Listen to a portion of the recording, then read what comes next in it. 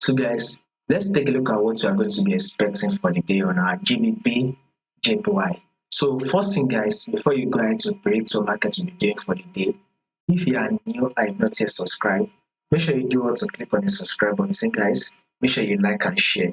Make sure you make your comments and also make sure you follow the Telegram channel so that once we drop one or two updates, you will not miss out on any single updates. You will find the link to the Telegram channel in the comment section. Now pay attention to this movement right here guys. Right. So if you take a look at this your GBPJPY, it is very simple. GBPJPY is in an uptrend move, right? So our overall movement on GBPJPY is an uptrend move. So this is our first high, right?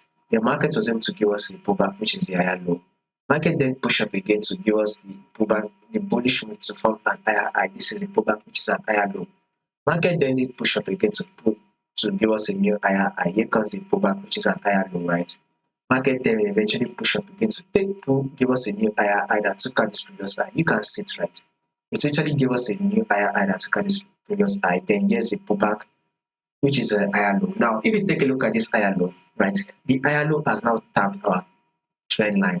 So with such a movement, we should be expecting a rejection that will make market to bounce. So this is to tell you that a bullish move is what you should be expecting on your GBPJPY. So if you are not yet in the buy, look to go in for the buy. Now let's go down to the 4-hour time frame, guys.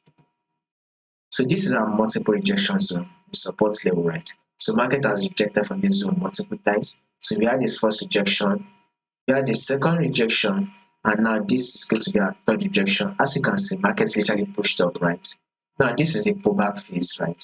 Now with this pullback phase, we should be expecting market to push up one more time to form a new high, thereby taking out this previous high. So a bullish move is what you should be expecting for the day on our GBPJPY. More update on this will be covered for you guys. So make sure you subscribe in order for you not to miss out on any single updates.